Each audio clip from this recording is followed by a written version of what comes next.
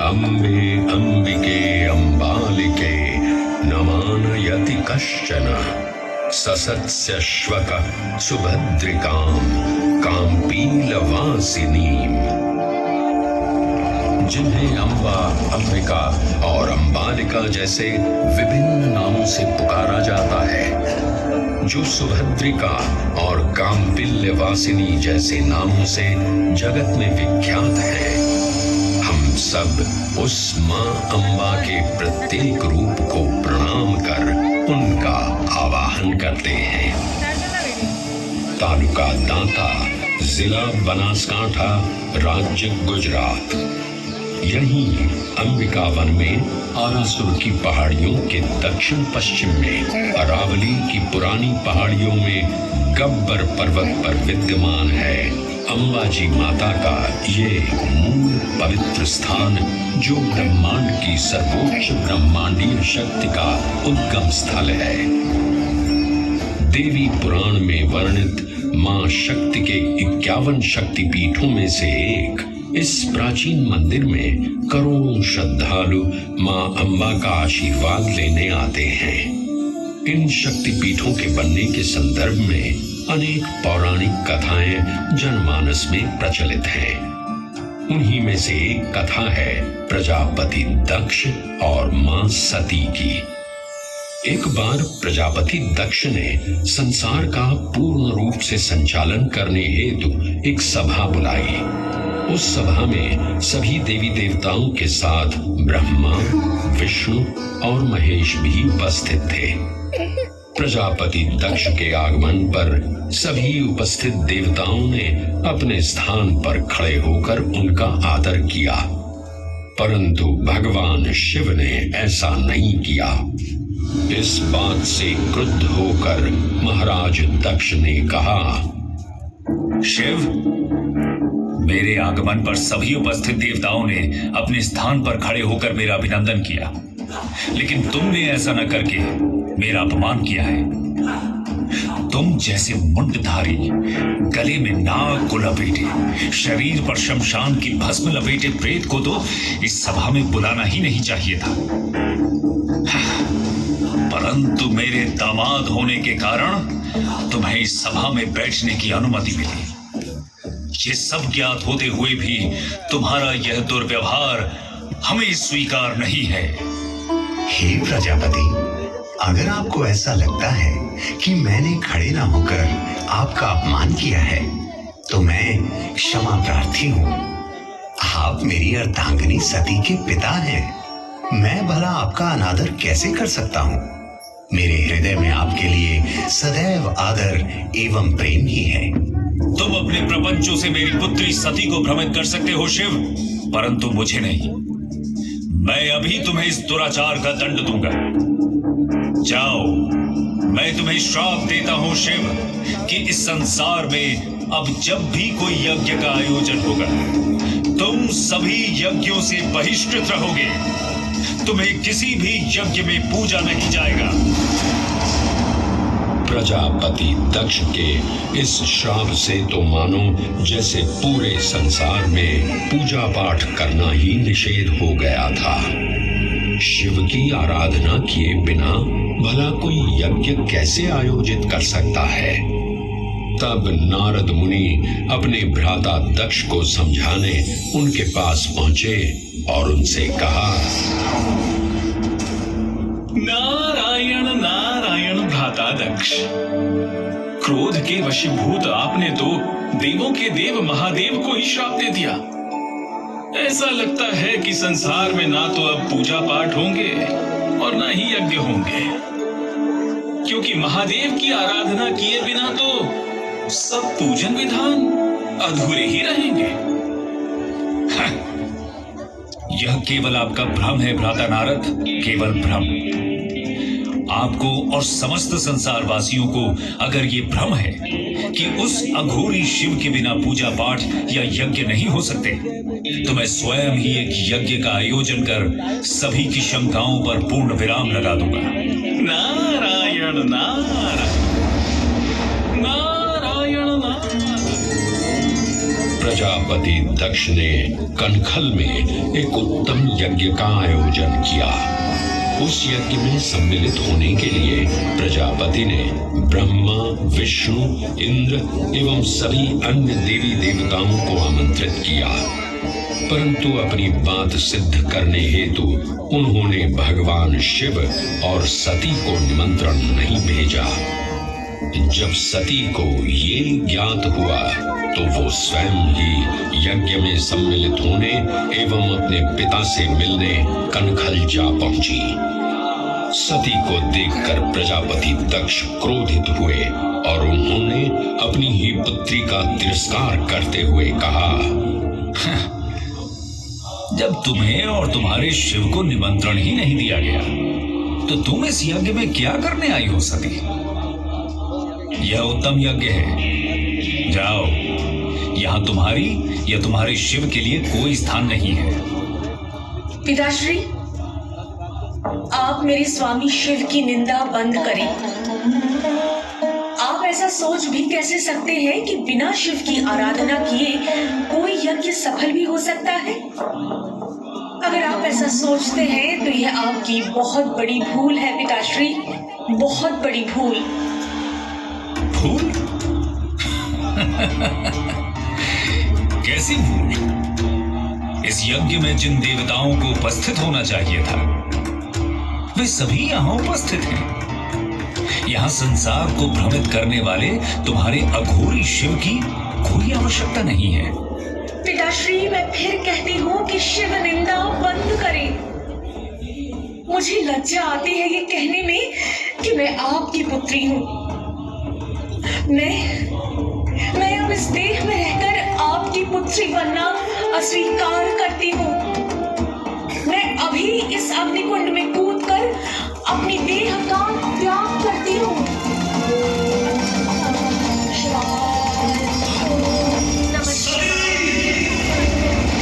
अपमान से पीड़ित सती ने अग्निकुंड में कूदकर प्राणाहुति दे दी।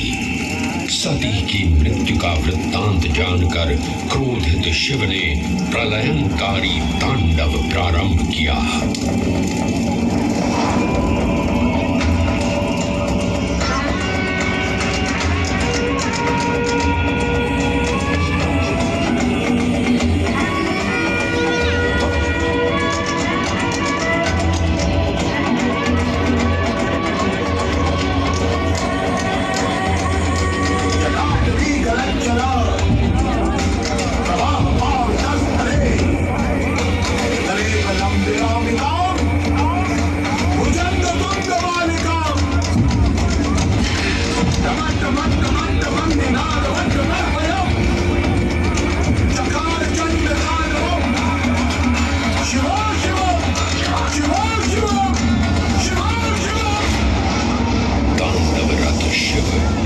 स्थल पर पहुंचे और सती की दिव्य देह को अपने हाथों में उठाकर चारों दिशाओं में विचरण करने लगे।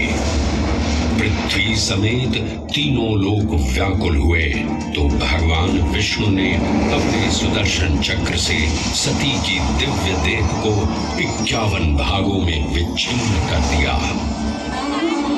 धरती पर जिन 51 स्थानों पर देवी सती के अंग कटकर गिरे, वे सभी स्थान शक्तिपीठ बन गए। तंत्र चूड़ामणि में वर्णन मिलता है कि देवी सती का हृदय गब्बर पर्वत पर इसी स्थान पर गिरा था जहां आज ये प्राचीन मंदिर स्थापित है। 999 सीढ़ियां चढ़ने के बाद भक्त गब्बर पर्वत की चोटी पर पहुंचते हैं, जहां मां अंबा की अखंड ज्योत जो सदियों से प्रज्वलित है श्रद्धालु उसके दर्शन करते हैं। इस प्राचीन मंदिर में मां अम्बा ज्योत स्वरूप विराजमान है। दिव्य ज्योत के साथ साथ गब्बर पर्वत पर मां अम्बा के पद चिन्ह एवं रथ चिन्ह भी विद्यमान है। पृथ्वी पर स्थापित देवी के 51 शक्तिपीठ ब्रह्मांडीय शक्ति के केंद्र माने जाते हैं। वैसे तो अधिकांश शक्तिपीठ भारत में ही स्थित हैं, परंतु इनमें से कुछ विदेशों में यानी बांग्लादेश, नेपाल, पाकिस्तान, श्रीलंका और तिब्बत में भी स्थित हैं। प्रत्येक श्रद्धालु की ये मनोकामना होती है कि वो इन 51 शक्तिपीठों के दर्शन कर सके, परंतु वर्तमान समय में इन 51 शक्तिपीठों के दर्शन करना हर किसी श्रद्धालु के लिए संभव नहीं है। इस असुविधा के निवारण हेतु या कहें श्रद्धालुओं की 51 शक्तिपीठों के दर्शन की मनोकामना भी इस धाम पर पूर्ण हो जाती है। गब्बर पर्वत की 3 किलोमीटर की परिक्रमा में 51 शक्तिपीठों के मूल मंदिरों की प्रतिकृतियों की प्राण प्रतिष्ठा की गई है। ये सभी मंदिर मूल मंदिर की प्रतिलिपि हैं और इनमें वैसे ही पूजा अर्चना की जाती है जैसे कि मूल मंदिर में होती है। मां आद्य शक्ति के वैसे तो अनेक रूप हैं, लेकिन श्री आरासुरी अंबाजी से जुड़ी एक और कथा जनमानस में प्रचलित है, जिसमें मां के दिव्य महिषासुर मर्दिनी के रूप का उल्लेख है। देवी भागवत पुराण में वर्णित ये कथा है महिषासुर की, जिसका संहार मां शक्ति ने किया था। महिषासुर ने ब्रह्मा जी को प्रसन्न कर उनसे वरदान प्राप्त किया कि उसे कोई भी मनुष्य, पशु या देव नहीं मार सकता। वरदान मिलते ही जब महिषासुर ने तीनों लोक में हाहाकार मचा दिया, वो अत्याचार का जीवंत प्रतिमान बन चुका था।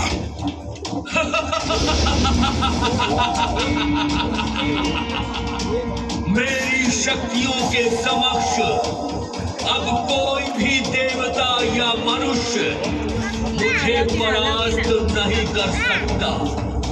ब्रह्मा जी के वरदान से तो मैं अब काल को भी चुनौती दे सकता हूँ।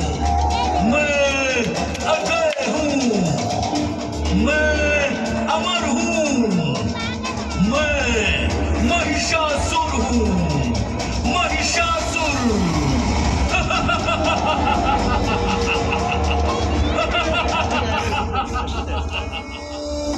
महिषासुर के आतंक को रोकने के लिए भगवान ब्रह्मा, विष्णु और महेश ने सर्वोच्च मूल ब्रह्मांडीय शक्ति महादेवी आद्य शक्ति की पूजा की, जिससे देवी शक्ति ने 10 हाथों सहित देवी दुर्गा का सुंदर रूप धारण किया।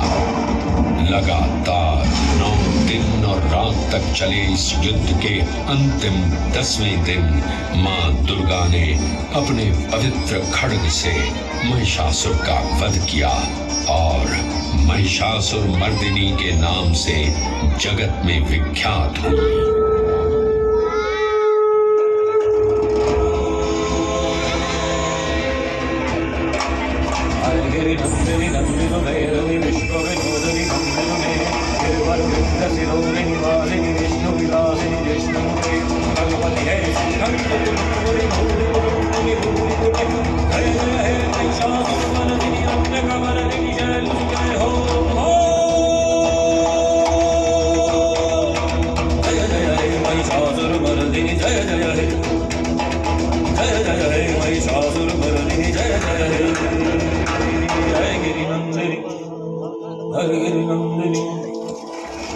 महिषासुर मर्दिनी के वात्सल्य रूप को मां अम्बा माना जाता है। गब्बर पर्वत से लगभग 5 किलोमीटर दूर मां अम्बा का नवनिर्मित निज मंदिर भी स्थापित है। वैसे तो ये मंदिर 1200 वर्ष पुराना है, परंतु वर्ष 1975 में इस मंदिर परिसर के पूर्ण जीर्णोद्धार का कार्य आरंभ हुआ। ये मंदिर अपनी सुंदर वास्तुकला एवं भारतीय पारंपरिक संस्कृति के लिए भी व्यापक रूप से प्रशंसित है। अद्भुत नक्काशी से परिपूर्ण इस मंदिर के 103 फीट के शीर्ष पर एक स्वर्ण कलश स्थापित है। ये स्वर्ण कलश आरासुर पहाड़ियों की खदानों से लाए हुए संगमरमर से बना है, जिसे सोने से मढ़वाया गया है। हवा में लहराता मां अंबाजी का ध्वज और उसके साथ राजसी त्रिशूल भी मंदिर के शीर्ष पर सुशोभित है। ये भारत का एकमात्र शक्तिपीठ है जहां लगभग 358 स्वर्ण कलश मंदिर की शोभा बढ़ा रहे हैं। देवी शक्ति को ब्रह्मांड के सर्वोच्च नियंत्रक के रूप में माना जाता है। श्री आरासुरी माता अंबाजी के निज मंदिर में देवी की कोई मूर्ति या चित्र नहीं है, बल्कि मंदिर की भीतरी दीवार में गोख जैसी एक गुफा है, जिसमें संगमरमर से निर्मित एक पवित्र वीशा यंत्र स्थापित है। ये भी मान्यता है कि ये वीशा यंत्र नेपाल के मूल यंत्रों और उज्जैन शक्तिपीठों से भी जुड़ा हुआ है। इस वीशा यंत्र में इतना तेज है कि इसकी पूजा यहाँ के पुजारी आज भी आंखों पर पट्टी बांधकर करते हैं। निज मंदिर के पवित्र गोख में विराजमान देवी शक्ति को एक दिन में 3 रूपों में सजाया एवं पूजा जाता है। प्रातः काल में मां अम्बे के बाल्य रूप को प्रसाद के रूप में बाल भोग के साथ पूजा जाता है, तो दोपहर को सोने के थाल में राजभोग प्रसाद के साथ यौवन रूप की पूजा की जाती है। सायंकाल में सायं भोज के साथ प्रौढ़ रूप में उन्हें पूजा जाता है। मुख्य मंदिर में स्थापित मां अम्बा की चांदी की पादुका हो या मां के गोख के ठीक सामने देवी के पवित्र सिंह की मूर्ति हो, भक्त श्रद्धा भाव से अपना शीश झुकाते हैं। श्रद्धालु मां के शेर को कंकु पूजा करके पूजते हैं। इसी निज मंदिर के सामने चाचर चौक है, जहां एक अखंड ज्योत आज भी प्रज्वलित है। पौराणिक कथा के अनुसार इस अखंड ज्योत को मां अम्बा के भक्त अखेराज ने प्रज्वलित किया था। हर युग में मां अम्बा ने अपने भक्तों का उद्धार किया है और उन भक्तों में मर्यादा पुरुषोत्तम प्रभु श्री राम का नाम भी आता है। त्रेता युग में घटित ये किंवदंती आज भी यहाँ सुनाई पड़ती है। माना जाता है कि सीता माता की खोज करते हुए भगवान श्री राम और लक्ष्मण अर्बुदा के जंगलों में आए थे। यहाँ उनकी भेंट ऋषि श्रृंगी से हुई। ऋषि श्रृंगी ने ही श्री राम को देवी शक्ति की आराधना करने के लिए प्रेरित किया। मर्यादा पुरुषोत्तम भगवान श्री राम ने जब देवी की आराधना की तो मां अम्बा ने उन्हें दर्शन दिए। हे राम, मैं तुम्हारी आराधना से प्रसन्न हूँ। बोलो, तुम्हें क्या वरदान चाहिए? हे जगत जननी, हे सर्वेश्वरी,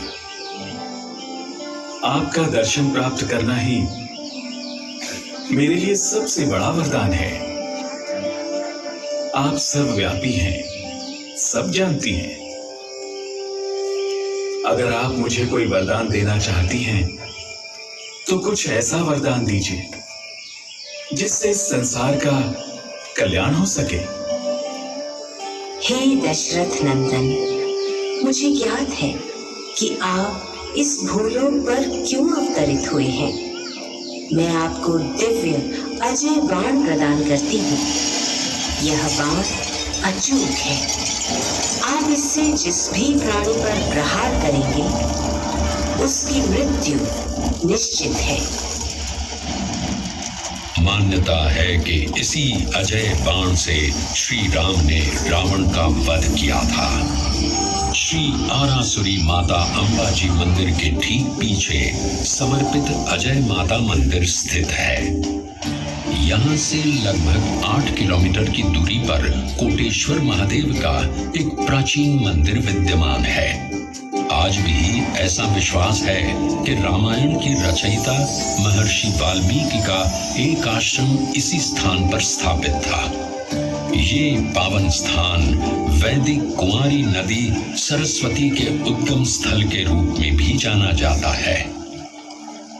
आस्थाएं युगों के महासागर लांघती हुई समय की धार पर अनवरत यात्रा करती हैं। अम्बा मां के इस पावन धाम का महात्म्य भी त्रेता को लांघकर द्वापर तक चला आया। मान्यता है कि गब्बर पर्वत पर ही भगवान श्री कृष्ण का मुंडन हुआ था। इसी मान्यता के चलते आज भी श्री आरासुरी माता अंबाजी मंदिर के पीछे स्थित मानसरोवर कुंड में लोग मुंडन संस्कार के लिए आते हैं। महाभारत ग्रंथ में भी इस दिव्य स्थान का वर्णन मिलता है। ऐसा कहा जाता है कि राजकुमारी रुक्मिणी ने भाद्रपद की पूर्णिमा के दिन गब्बर पहाड़ी पर श्री कृष्ण से विवाह करने के लिए मां अंबा की आराधना की थी। मां अंबा ने प्रसन्न होकर उन्हें श्री कृष्ण की अर्धांगिनी होने का आशीर्वाद दिया था। ऐसी मान्यता है कि इस प्रसंग के पश्चात ही इसी दिव्य स्थान पर पहली बार नवरात्रि पर्व गुजराती गरबा शैली में मनाया गया था।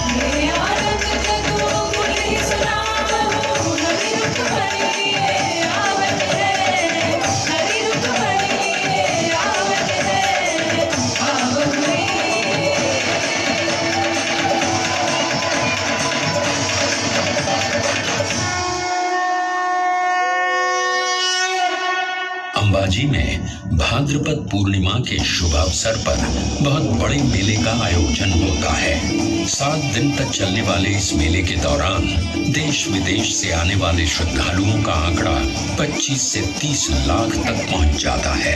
इस अवसर पर पूरे मंदिर परिसर और अंबाजी गांव का श्रृंगार किया जाता है।